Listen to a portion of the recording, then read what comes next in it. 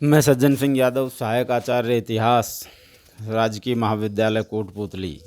प्रिय विद्यार्थियों, BA part second year इतिहास विषय के विद्यार्थियों हेतु मध्यकालीन भारतीय इतिहास में प्रस्तुत वीडियो का विषय है सल्तनतकालीन इतिहास लेखन एवं इतिहासकार। देखिए, सल्तनतकालीन इतिहास लेखन में या इतिहासकारों में जिस विद्वान का सबसे पहला उल्लेख किया जाता है, ये प्रमुख रूप से उल्लेख किया जाता है, वो अल-बरूनी है। अल-बरूनी 11वीं सदी में महमूद गजनवी के साथ भारत आया था। भारत में अपने प्रवास के दौरान उसने संस्कृत के भारतीय ग्रंथों का अध्ययन किया और उनके आधार पर गजनी लौटकर अपने ग्रंथ तारीख़ हिंद की रचना अरबी भाषा में की, जिसे किताबुल हिंद और तहकीक ए हिंद भी कहा जाता है। तारीख़ हिंद में अल-बरूनी ने 11वीं शताब्दी के भारतीयों के सामाजिक जीवन का विस्तार से उल्लेख किया है। इसके अतिरिक्त उसने धर्म, दर्शन, विज्ञान, साहित्य, ज्योतिष व भूगोल के क्षेत्र में जो प्रगति हुई उसका भी विस्तार से उल्लेख किया है। सल्तनतकालीन जो दूसरा इतिहासकार है अल-बरूनी के बाद, वो है हसन निजामी। हसन निजामी सल्तनत काल का पहला इतिहासकार था और उसने सुल्तान कुतुबुद्दीन ऐबक के समय अपने ग्रंथ ताजुल मासिर की रचना फ़ारसी भाषा में की थी। इस ग्रंथ में हसन निजामी ने 1191 में अर्थात तराइन के प्रथम युद्ध से लेकर 1215 तक दिल्ली सल्तनत का इतिहास या दिल्ली सल्तनत का यूँ कहें प्रारंभिक इतिहास लिखा है। इसके बाद मिन्हाजुस सिराज एक प्रमुख इतिहासकार के रूप में गिने जाते हैं। मिन्हाजुस सिराज गुलाम वंश के सुल्तानों का समकालीन था। मिन्हाज मूलतः मध्य एशिया में स्थित गोर का निवासी था, किंतु 1227 ईस्वी में वह भारत में आकर सिंध और मुल्तान के तत्कालीन शासक नासिरुद्दीन कुबाचा की सेवा में नियुक्त हुआ। 1228 ईस्वी में सिंध व मुल्तान को इल्तुतमिश के द्वारा जीत लिया गया। तब मिन्हाज इल्तुतमिश की सेवा में नियुक्त हुआ। इल्तुतमिश ने 1229 ईस्वी में अपने ग्वालियर अभियान के दौरान मिन्हाज को अपने साथ रखा। इसको अपने साथ ले जाने का जो उद्देश्य था वो तुर्की सैनिकों को युद्ध के दौरान तज़किरा सुनाना था। यहाँ तज़किरा क्या था ये हम समझ लेते हैं। देखिए, युद्ध के दौरान मुस्लिम सैनिकों का उत्साहवर्धन करने के लिए उन्हें प्राचीन मुस्लिम योद्धाओं की वीरता के जो किस्से सुनाए जाते थे उन्हें तज़किरा कहा जाता है। और इसी उद्देश्य से मिन्हाज को इल्तुतमिश अपने ग्वालियर अभियान में अपने साथ ले गया था। इल्तुतमिश के द्वारा ग्वालियर पर विजय के बाद मिन्हाज को वहाँ की शाही मस्जिद का इमाम नियुक्त कर दिया गया था। सुल्तान नासिरुद्दीन महमूद के समय मिन्हाज दिल्ली सल्तनत का काजी उल कुजात या काजी ममालिक अर्थात मुख्य न्यायाधीश नियुक्त हुआ। उसी समय उसने अपने ग्रंथ तबकात नासिरी की फ़ारसी भाषा में रचना की। इस ग्रंथ में मिन्हाज ने 1191 से 1260 ईस्वी तक का प्रारंभिक दिल्ली सुल्तानों का इतिहास लिखा है। साथ ही उसने प्रमुख मुस्लिम उलेमाओं, सरदारों, विद्वानों और संतों की जीवनियाँ भी इसमें लिखी हैं। मिन्हाज ने रजिया के पतन का कारण उसका स्त्री होना बताया है। मिन्हाज अपने ग्रंथ में लिखता है कि रजिया में एक प्रशासक के सभी आवश्यक गुण थे, किंतु दुर्भाग्य से वह स्त्री थी और इसीलिए उसके सब गुण बेकार थे। आगे आते हैं अमीर खुसरो।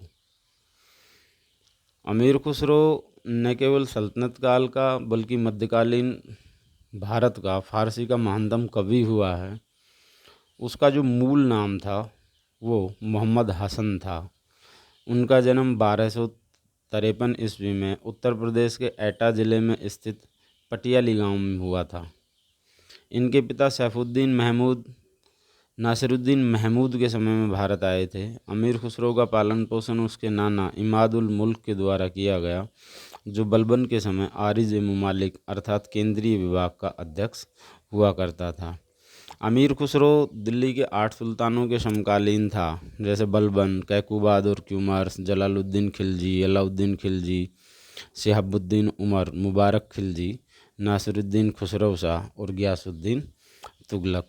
अमीर खुसरो सर्वप्रथम बलबन के ज्येष्ठ पुत्र शहजादा मोहम्मद के नदीम के पद पर नियुक्त हुआ। बलबन के समय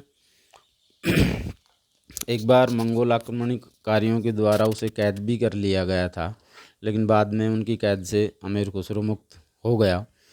बलबन ने अमीर खुसरो को अपना दरबारी इतिहासकार नियुक्त किया और वह गियासुद्दीन तुगलक तक इस पद पर नियुक्त रहा।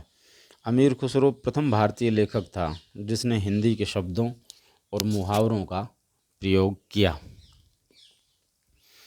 अमीर खुसरो प्रसिद्ध सूफी संत व दिल्ली के निवासी निजामुद्दीन औलिया का शिष्य था।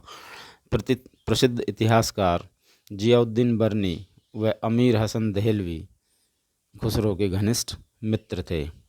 अमीर हसन देहलवी द्वारा फारसी भाषा में रचित ग्रंथ को फवायद उल फौद के नाम से जाना जाता है, जिसमें उसने निजामुद्दीन औलिया के उपदेशों का संकलन किया है। जियाउद्दीन बर्नी ने अमीर खुसरो द्वारा रचित 100 काव्य ग्रंथों का उल्लेख किया है। इनमें से 6 ऐसे ग्रंथ हैं जो ऐतिहासिक दृष्टि से महत्वपूर्ण हैं और जिनकी चर्चा यहाँ मैं करना चाहूँगा। उनमें पहला ग्रंथ है किरान उस सदाइन।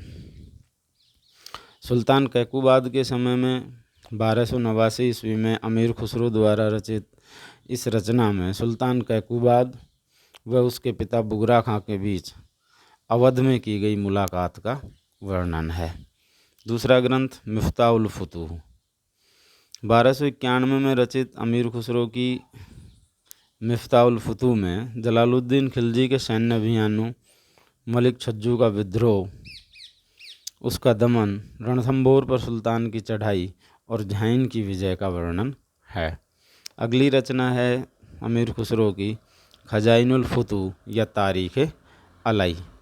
अलाउद्दीन खिलजी के समय में रचित अमीर खुसरो की इस रचना में अलाउद्दीन खिलजी के उत्तर व दक्षिण भारत की विजयों का उल्लेख किया गया है। इस ग्रंथ में उसने अलाउद्दीन खिलजी के समय हुए मंगोल आक्रमणों का भी वर्णन किया है। चौथी महत्वपूर्ण रचना देवल रानी खिज्र खां या आशिका है। इसकी रचना भी अलाउद्दीन खिलजी के समय में हुई और इस ग्रंथ में अमीर खुसरो ने अलाउद्दीन खिलजी के ज्येष्ठ पुत्र खिज्र खां और गुजरात के राजा कर्ण की पुत्री देवल रानी की प्रेम कथा का वर्णन किया है। इसी प्रेम कथा के कारण इस ग्रंथ को आशिका के नाम से भी जाना जाता है। इस ग्रंथ में उसने अलाउद्दीन खिलजी के अंतिम दिनों में मलिक काफूर द्वारा सत्ता प्राप्ति के लिए जो षड्यंत्र किए गए थे उनका विस्तार से उल्लेख किया है। पांचवा महत्वपूर्ण ग्रंथ अमीर खुसरो का नूह सिपेहर है। इसकी रचना कुतुबुद्दीन मुबारक खिलजी के समय में हुई थी। खुसरो ने मुबारक खिलजी के शासनकाल का इतिहास इस ग्रंथ में लिखा है। इस ग्रंथ में अमीर खुसरो ने भारत की बहुत प्रशंसा की है और उसे विश्व के सुंदर देशों में से एक बताया है। अंतिम जो महत्वपूर्ण ग्रंथ ऐतिहासिक दृष्टि से माना जाता है खुसरो का, वो है तुगलकनामा। इसकी रचना गियासुद्दीन तुगलक के समय में की गई। इसमें अमीर खुसरो ने गियासुद्दीन तुगलक के शासनकाल के केवल प्रथम वर्ष का वर्णन किया है। तो इस तरह से अमीर खुसरो जो है वो एक इतिहासकार तो नहीं था, एक कवि था, लेकिन उनकी कृतियों में बहुत सारी ऐतिहासिक सूचनाएं हमें प्राप्त होती हैं। इस वीडियो में इतना ही। धन्यवाद।